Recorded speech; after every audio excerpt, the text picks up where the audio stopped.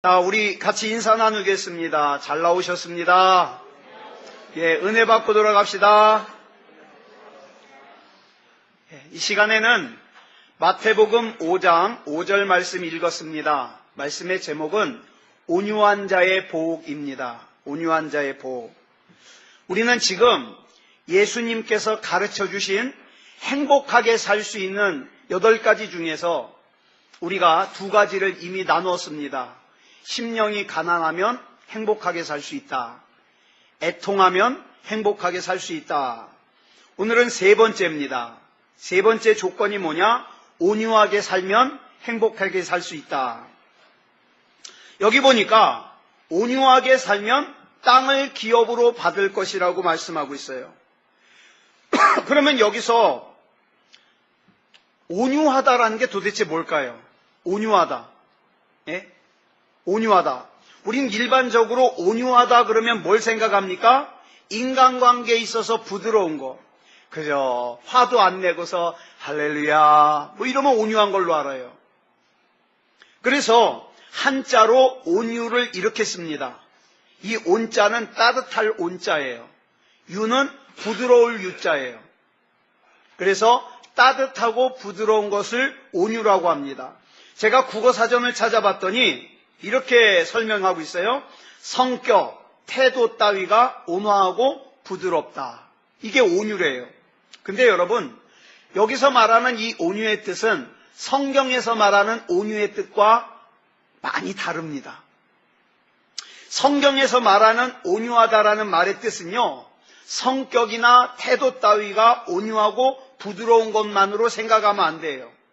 왜냐하면 이 온유함 속에는 뭐도 품고 있느냐? 거룩한 분노도 품고 있어요. 그래서 성경에서 말하는 온유함은요, 하나님과의 관계가 중심입니다. 그래서 때로는 사람의 눈으로 볼 때는요, 그 성경에서 말하는 온유함이라는 것이 냉정하게 보일 수도 있어요. 또 때로는 바보같이 보일 수도 있어요.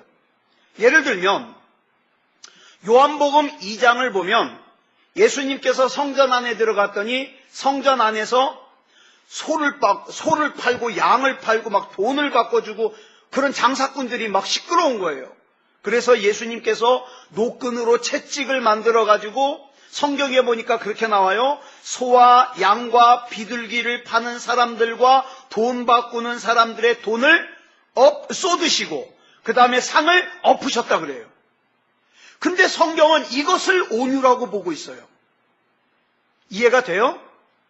채찍을 들고 막 상을 엎는데 온유래요. 또 빌립보서 2장 8절을 보니까 뭐라 그랬습니까? 예수님께서 자기를 낮추시고 어디까지? 죽기까지 복종하신 것이 온유래요. 이해가 되세요? 이 모습은 우리 국어사전에서 설명한 성격, 태도 따위가 온화하고 부드러운 것과는 거리가 멀어 보여요. 오히려 바보 같아요. 그러나 이것이 온유라고 성경은 설명하고 있습니다. 여러분, 이 온유는요, 하나님 앞에서의 온유가 있고 사람들 앞에서의 온유가 있어요. 먼저 하나님 앞에서의 온유를 우리가 살펴보겠습니다. 하나님 앞에서 온유함이란 하나님의 뜻 앞에서, 하나님의 말씀 앞에서 내가 아멘으로 신뢰하고 반응하고 순종하는 것. 이게 온유예요. 그래서 이 온유는요, 어떤 사람만이 할 수 있느냐? 앞에서 우리가 2가지 살폈던 것, 심령이 가난한 단계에 들어간 사람들, 또 애통하는 단계에 들어간 사람들만이 온유할 수 있어요. 아무나 온유할 수 있는 거 아니에요. 이 성경책 옆에 끼고 그냥 허허 그러면서 연극한다고 온유한 게 절대 아닙니다. 여러분, 십자가 앞에서 내가 얼마나 무능한 사람인지, 내가 얼마나 부족한 사람인지, 내가 얼마나 추악한 사람인지를 알아야 나라는 사람은 하나님이 아니면 안 된다는 것을 알 수 있어요. 이런 사람만이 심령이 가난할 수 있고 애통할 수 있습니다. 여러분, 여기서 말하는 이 온유를 헬라어로 뭐라 그러냐면 프라우스라 그래요. 프라우스. 이 프라우스라는 단어의 뜻이 뭐냐면 힘이 잘 조절되어 인격에 나타나는 덕성, 이런 뜻이에요. 힘이 잘 조절돼요. 힘이 없는 게 아니에요. 힘이 있어요. 내가 막 한 달에 2천만 원도 벌고 3천만 원도 벌어요. 힘이 있어요. 또 뭐가 있어요? 막 몸도 건강해요. 권력도 있어요. 그렇지만 이 힘이 하나님에 의해서 조절되는 사람. 이게 온유예요. 여러분 혹시 TV에서 보셨나 모르겠어요. 야생마 길들이는 거 보셨습니까? 야생마? 옛날 서부 영화를 보면은요, 막 야생마를 잡아오면 밧줄로 샥 해가지고 목에 딱 건 다음에 어떻게 해요? 그 야생마 등에 팍 올라타요.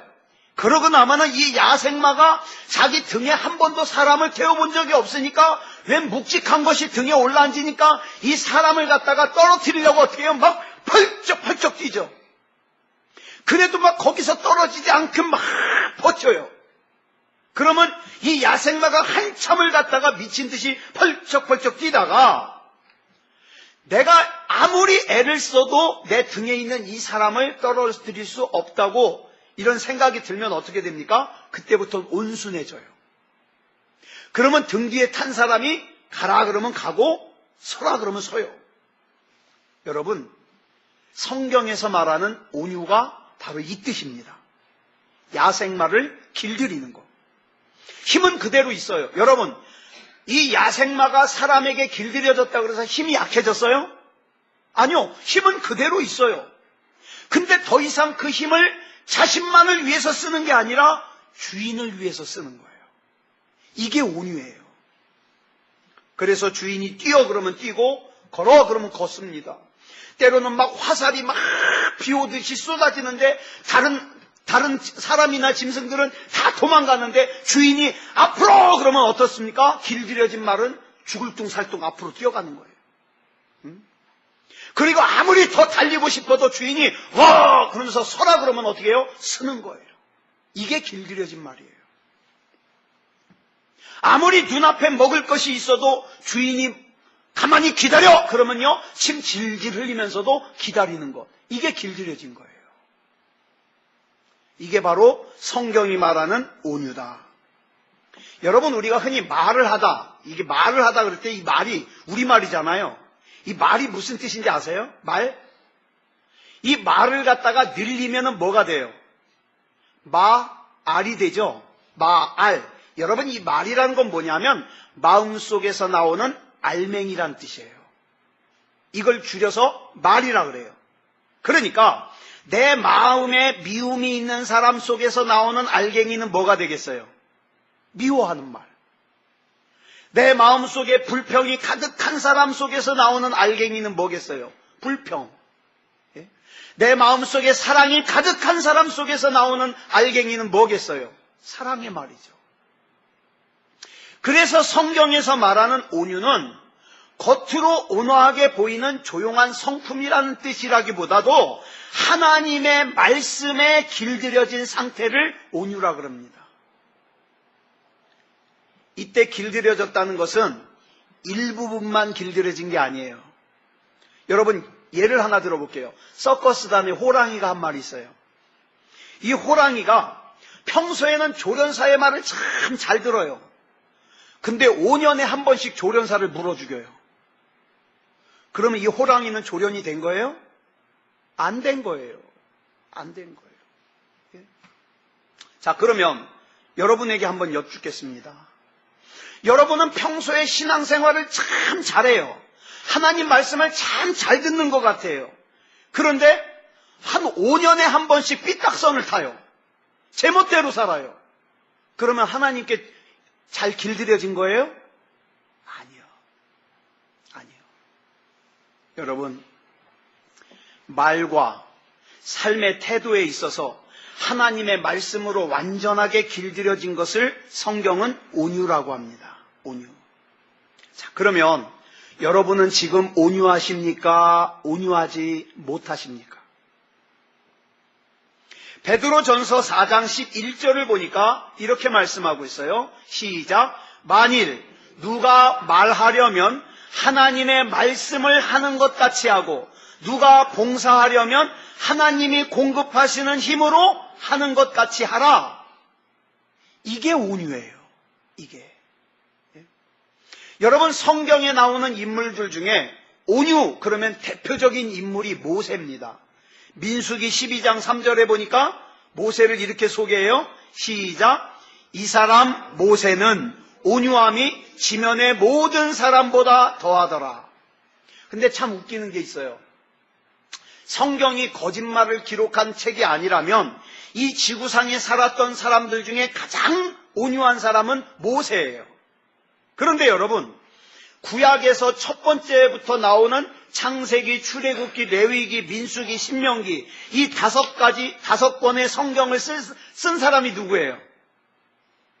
예? 창세기, 출애굽기, 레위기, 민수기, 신명기를 쓴 사람이 누구예요? 모세예요. 그래서 모세가 쓴 5권의 성경이라 그래서 모세오경이라고 불러요. 자, 그러면 창세기, 출애굽기, 레위기, 민수기 누가 썼다고요? 모세가. 근데 모세가 자기가 이 성경을 쓰면서 뭐라 그래요? 이 사람 모세는 온유함이 지면의 모든 사람보다 더하더라. 막 손이 오그라지는 것 같지 않아요? 이건 마치 이런 것 같아요. 설교를 하면서 이 사람 이창원 목사는 세상에서 믿음이 제일 좋습니다. 그러면 여러분 막 오글거리죠. 그런 상황이에요. 자, 그런데 어쨌든 이 민수기가 하나님의 감동으로 쓰여진 성경이기 때문에 모세가 자기 이야기를 쓰면서 이 사람 모세는 온유함이 지면의 모든 사람보다 더하더라 이렇게 적었어요. 자, 그런데 이 모세의 온유함이 타고난 게 아니에요.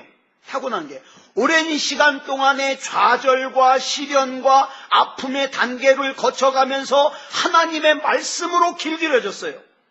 그래서 그로 말미암아 그렇게 온유함이 만들어졌다는 거예요. 여러분, 우리는 많은 순간에 내 생각이 중요합니다. 내가 꽤나 잘난 것 같아요. 그래서 내 판단이 중요해요. 내 고집이 중요해요. 근데 그걸 가지고 이 세상을 살다 보니까 수없이 많은 절망을 경험하게 되고 좌절을 경험하게 돼요. 그래서 마침내 우리가 깨닫게 되는 것이 뭐냐면 하나님밖에 없다는 것을 깨닫게 돼요. 어떤 사람은 이것을 일찍 깨달은 지혜로운 사람이 있고 어떤 사람은 자기 할 수 있는 거 다 해보다가 고생할 거 다 하다가 뒤늦게 깨닫는 사람이 있어요. 이건 IQ하고 상관이 없어요. 어떤 때 보면 IQ 높은 사람이 더 오래 고생해요. 다시 한번 정리합니다. 온유가 뭐라고요?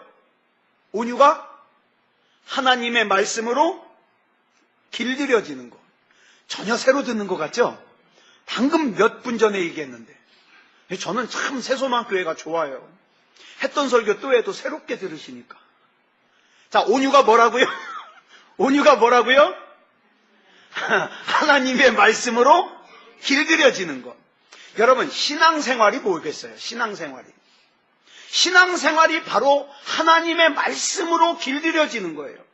여러분, 이스라엘 백성들이 40년 동안 광야 생활을 했죠? 왜 했을까요? 하나님 앞에 벌 받아서 40년 동안 광야 생활을 했어요? 아니요. 이스라엘 백성이 40년 동안 광야 생활을 한 이유는 몸은 애굽에서 나왔는데 뭐가 미처 못 나왔어요? 마음이 못 나왔어요. 마음은 여전히 애굽에 있어요. 자, 그런데 마음이 아직 애굽에서 나오지 못한 이스라엘 백성을 몸만 가나안으로 들여보내면 어떤 일이 벌어질까요? 그 가나안 역시 뭘로 만들어버려요? 애굽으로 만들어버릴 거예요. 이건 분명해요. 이건 분명해요. 그래서 하나님께서는 이스라엘 백성이 곧바로 가나안으로 들어가지 못하게 하고 광야에서 40년 동안 길을 들이십니다. 길을 들이셔요.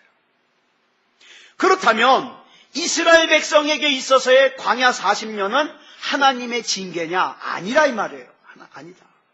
광야 40년은 하나님의 징계가 아니라 미처 애굽에서 빠져나오지 못한 이스라엘 백성들의 마음을 나오게 하는 기간이다 이 말이에요. 자, 그렇다면 여러분들이 어떤 문제를 놓고 하나님 앞에 기도합니다. 하나님, 나는 이 문제만 해결됐으면 정말 좋겠습니다. 하나님, 내가 하나님 잘 믿는 거 하나님 잘 아시지 않습니까? 나는 이 문제만 해결됐으면 정말 좋겠습니다. 내가 이 문제가 해결되면 내가 정말 좋겠다는 거 하나님도 아셔요. 그런데 어느 순간에 그 문제를 해결 안 되게 만드셔요. 왜 그랬을까요? 하나님은 아셔요. 이 문제만 해결되면 아직 마음이 애굽에서 나오지 못한 이 인생이 그 다음 인생을 자기 맘대로 살 거라는 거 아셔요. 맘대로 죄 짓고 맘대로 악하게 살고 맘대로 하나님을 만홀히 여기고 그렇게 살 걸 아세요. 이 기간이 왜 필요한가? 마음이 애굽에서 나오지 못한 이스라엘 백성을 그 마음을 애굽에서 나오게 했듯이 저와 여러분의 마음도 세상에서 나오게 하기 위해서 오로지 하나님이 아니면 안 되는 인생을 살도록 길들이시기 위해서 필요한 거다 이 말입니다. 그래서 원망을 해도 소용이 없다는 것을 깨닫게 하시고 불평을 해도 소용이 없다는 것을 깨닫게 하시고 지도자들에게 대들어봐야 소용없다는 걸 깨닫게 하시고 영권에 도전을 해봐야 소용이 없다는 걸 깨닫게 하셔요. 그 중에 특별히 하나님이 훈련시키신 게 있는데 그게 뭐냐 하면 바로 구름기둥 불기둥이에요.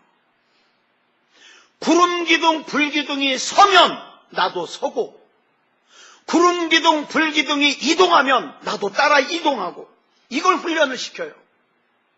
제가 민수기를 보니까 광야 40년 동안에 이스라엘 백성이 장막을 몇 번 옮겼냐 제가 세봤거든요. 41번 이사했어요. 41번. 자, 그러니까 여러분 보세요. 평균 1년도 못 산 거예요. 한 군데서.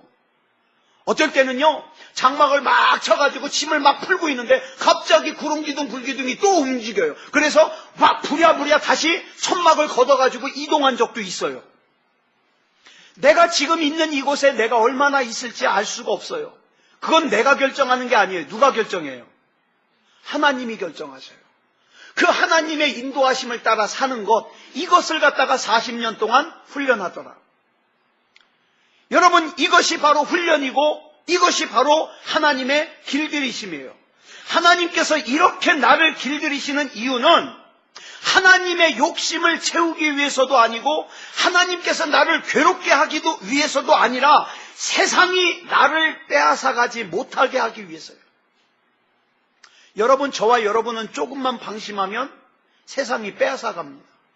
제가 말씀드렸죠. 저희 어머니 입원해 있는데 삼성의료원 14층 55 1455 입원실에서 회복 중인데 그 옆에 침대에 한 30대 자매예요. 자매가 뇌수술을 하러 들어왔어요. 보니까 그 가족들이나 보니까 굉장히 잘 사는 집이에요. 부잣집 딸이에요. 근데 뇌수술하느라고 머리를 빡빡 깎았어요. 빡빡 깎았어요. 그리고 뇌수술을 한 번 했는데 잘못돼가지고 재수술 들어가야 돼요. 그래가지고 이 자매가 누워있는데 눈은 이렇게 뜨고 있어요. 하필이면 눈을 뜨고 계속 쳐다보는 게 우리 침대예요. 그러니까 눈이 안 마주칠 수가 없어요. 무서워요, 여러분. 남자보다 여자가 눈 동그랗게 뜨고 이렇게 쳐다보면요, 무서워요. 무서워요. 그러면서 불쌍해요. 제 마음속에 드는 생각이 저 자매는 구원 받았을까? 혹시 재수술 받다가 이 세상 떠날지도 모르는데, 돈도 필요 없는데, 잘생긴 남편도 필요 없는데 구원 받았을까? 이런 생각이 들더라니까요. 여러분, 악한 마귀는요, 저와 여러분을 어떻게든지 세상에 정신 팔리게 해가지고 어떻게 해요? 저와 여러분의 영혼을 빼앗아가려고 그래요. 그런 악한 마귀로부터 저와 여러분의 영혼을 지키게 하기 위해서 하나님은 어떻게 해요? 길들이시는 거예요. 말씀으로. 여러분, 악한 마귀로부터 내 마음을 지키지 못하면 악한 마귀가 내 마음속에 쓴뿌리가 나게 해가지고 어떻게 합니까? 하나님 가까이 못 가게 해요. 예를 들어 볼까요? 여러분, 음란, 딴 사람 얘기가 아니죠. 음란함. 예? 예쁜 그 아가씨가 지나간다든가 멋있는 막 등치도 좋고 키도 크고 멋있는 남자가 지나가면 한 번 더 보게 되잖아요. 음란이라는 건 전혀 다른 사람 얘기가 아니에요. 또 탐욕. 여러분, 저와 여러분 안에는요, 음란과 탐욕이 내재돼 있어요. 내재돼 있어요. 그런데 평소에는 이것을 갖다가 다스리고 이기니까 어떻게 해요? 죄 짓지 않고 사는데, 이게요, 어떤 여건과 상황과 환경이 딱 맞아 떨어지잖아요? 그럼 이 속에서 튀어나와요. 그래서 죄 짓게 만드는 거예요. 그러다가 한 번 죄 짓고 두 번 죄 짓고 그러잖아요? 그러면 사람이 어떻게 변하는지 아세요? 그 죄 짓는 것을 당연하게 여겨요. 남들도 그러는데 뭐. 세상이 그러는데 뭐. 죄 짓게 만들어요. 그런데 이런 저와 여러분의 삶을 하나님께서 다 보고 계셔요. 하나님께서 모세를 가장 온유한 사람, 즉 하나님의 말씀으로 잘 길들여진 사람이라고 칭찬을 하셨는데, 그 온유의 사람 모세가 민수기 20장에서 어떤 행동을 했는지 아세요? 막 목마르다고 막 원망하고 불평하고 모세를 돌로 치려고 그러니까 모세가 화딱지가 났어요. 그래가지고 하나님 앞에서, 하나님, 저 인간들이요 또 저렇게 목이 마르다고 저렇게 원망하고 불평하네요. 어쩌죠? 그랬더니 하나님께서, 자, 저 반석을 갖다가 네 지팡이로 가리켜라. 그러면 그 반석에서 아주 시원한 석수가 쏟아질 거니까 그거 먹어라. 그랬는데 화딱지가 가라앉지 않은 이 모세가 어떻게 했어요? 가서 지팡이로 두 번을 갖다가 막 내리치는 거예요. 언제까지 너희들을 참아야 되느냐? 그래도 하나님께서 너희들에게 물을 주셨다. 그러면서 반석을 치니까 반석에서 물이 나오긴 나왔어요. 근데 하나님은 분명히 가리키라 그랬거든요. 근데 하나님 말씀에 순종하지 않고 두 번 두들겼기 때문에 모세가 가나안에 못 들어가요. 못 들어가요. 여러분, 세상이 얼마나 이 모양 저 모양으로 우리를 하나님으로부터 빼앗아가려고 하는지 몰라요. 그래서 자꾸 주는 생각이 뭔지 아십니까? 교회를 하찮게 생각하고 예배를 하찮게 생각하고 기도를 하찮게 생각하고 하나님이 맡겨주신 사역도 하찮게 생각해서 내가 예배를 안 드리는 것도 아무렇지도 않게 여겨요. 내가 기도를 안 하는 것도 아무렇지도 않게 여겨요. 그 순간 내 마음은 마귀에게 빼앗겨 가는 거예요. 여러분, 성경에서 마귀를 상징하는 애굽을 보세요. 애굽이요, 10가지 재앙을 당한 다음에 이스라엘 백성을 갖다가 풀어주죠. 그래가지고 이스라엘 백성이 출애굽을 하고 있는데 곧 다시 애굽의 왕 바로가 어떡합니까? 군사를 보내가지고 다시 잡아오래요. 다시 잡아오래요. 마귀가 그래요. 여러분들이 기도하면 여러분들을 포기하는 것 같다가 여러분이 조금만 영적으로 약해지면 죄짓게 만드는 게 마귀라 이 말입니다. 모세가 온유한 사람이라는 것은 하나님의 말씀으로 잘 길들여진 사람이라는 거예요. 그래서 모세는 하나님의 말씀으로 잘 길들여져서 하나님께서 10가지 재앙을 행하실 때 물을 부으라 그러시면 아무 이유 없이 물을 부어요. 티끌을 날리라 그러면 티끌을 부어요. 저 같으면 물어봤을 거예요. 물을 왜 부어요?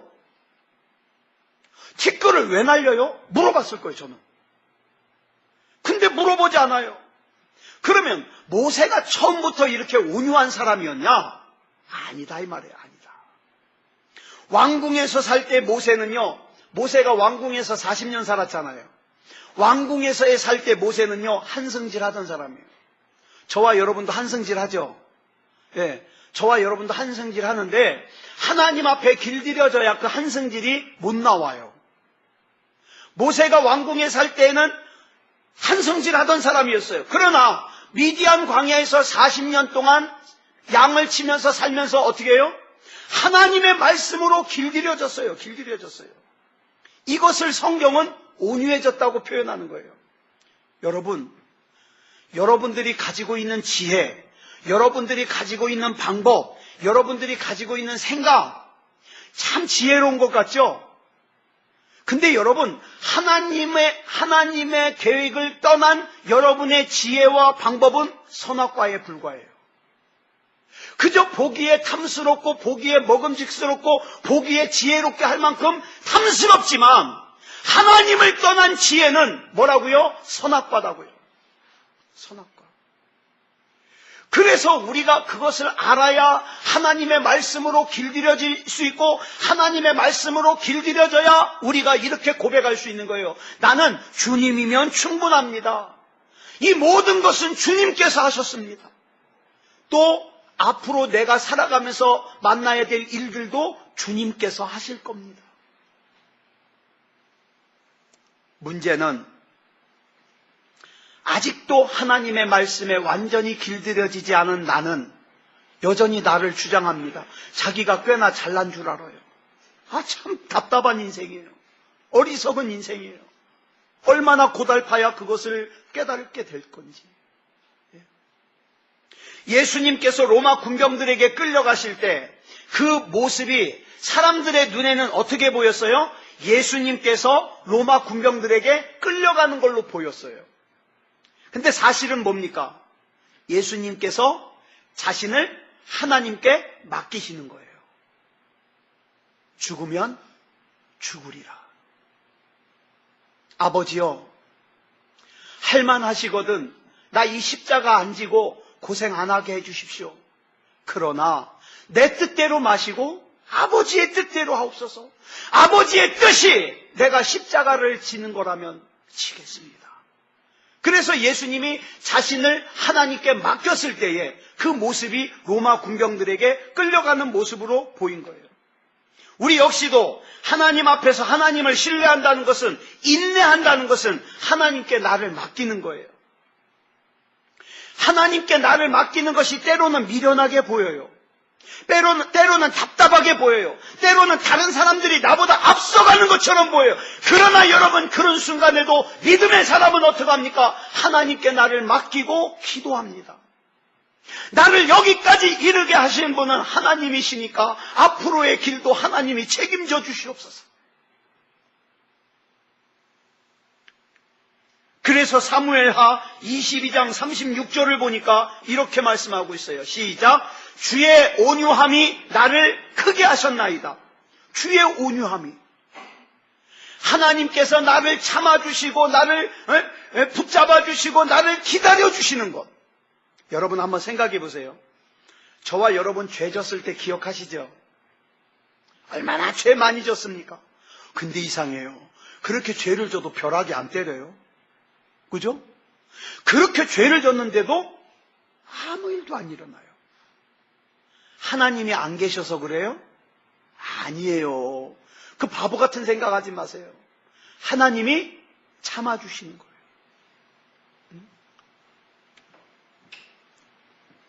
저희 집애가 가끔 성질을 부릴 때가 있어요. 그러면 어떻게 해요? 저도 한성질 한다 그랬죠? 그러면 막 성질을 내면 저도 막 맞받아쳐서 어디서 이런 버릇없는 하고 싶어요. 근데 못해요. 왜? 이놈이 얼마나 힘든지 알기 때문에 못해요. 그래서 막 성질을 부리잖아요? 그러면 속으로 끓어요. 요번까지만 참자. 요번까지만 참자. 여러분, 아버지가 없어서 아무 반응 안 하는 거예요? 아니에요. 좀 더 나은 모습을 기대하면서 참는 거예요. 저는요, 부족한 저의 그 삶에서 하나님을 봅니다. 하나님도 참으셔요. 여러분, 하나님께서 그렇게 참아주셨기 때문에, 기다려주셨기 때문에 이창원 목사가 이렇게 잘난 척하면서 목사도 할 수 있는 거고요. 안 참아주셨으면 전 예전에 끝났어요. 제가 막 죄질 때마다 벼락을 때렸으면 저는 벼락을 맞아도 엄청 맞았을 거예요.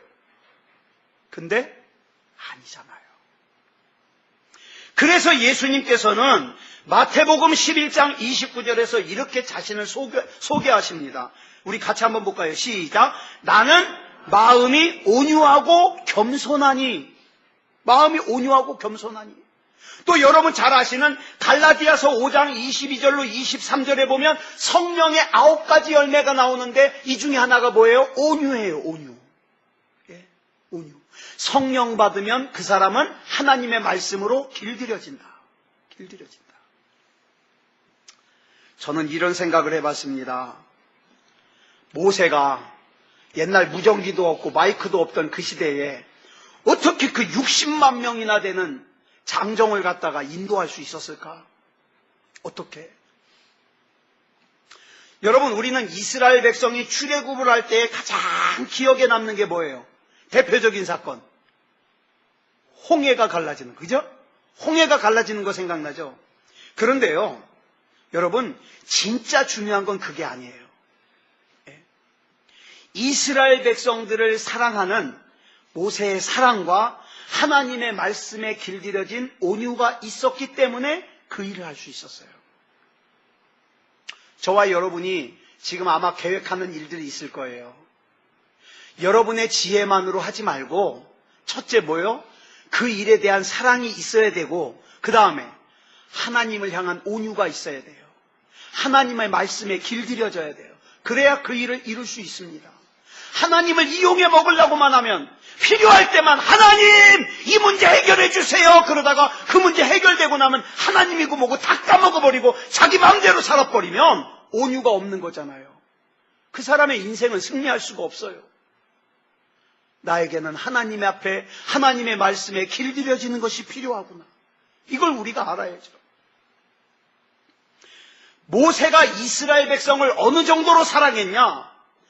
원망하고 불평하고 툭하면 자기를 갖다가 돌로 때려서 죽이려고 하는 그 이스라엘 백성을 한 번은 하나님께서 참다 못해서 진멸하시겠대요. 야 모세야, 내가 이 이스라엘 백성 싹 죽여버리고 내가 너로부터 다시 내가 나의 민족을 만들겠다. 그랬더니 모세가 가로막는 거예요. 그러지 마십시오. 하나님께서 지금 여기까지 이들을 끌고 와가지고 여기서 다 죽여버리시면 첫째, 저 이방인들이 뭐라고 흉봐요?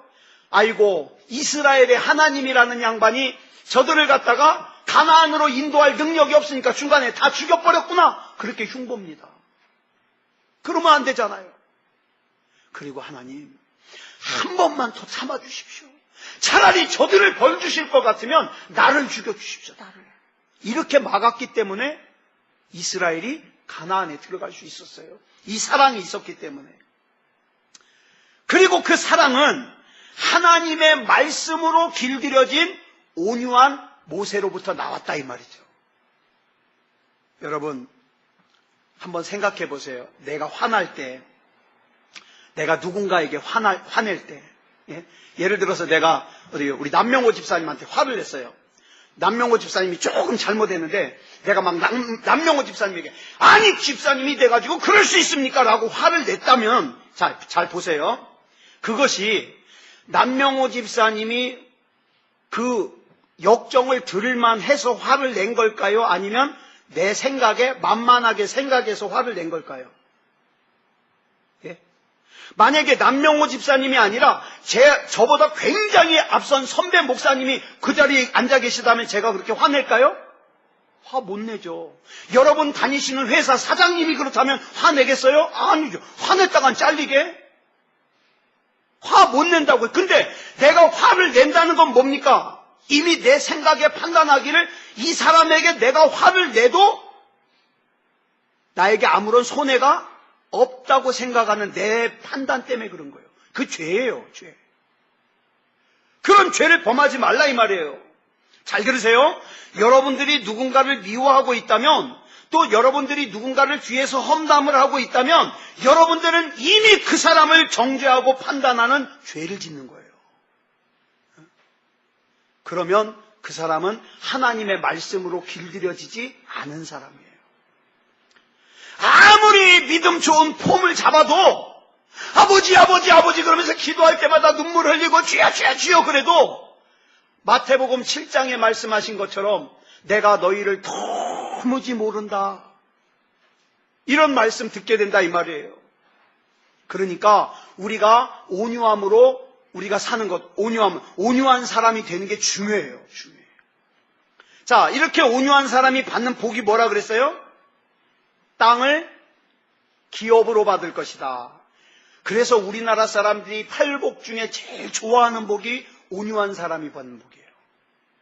온유하면 땅 좀 많이 가질까? 부동산 좀 많이 가질까? 근데 착각입니다.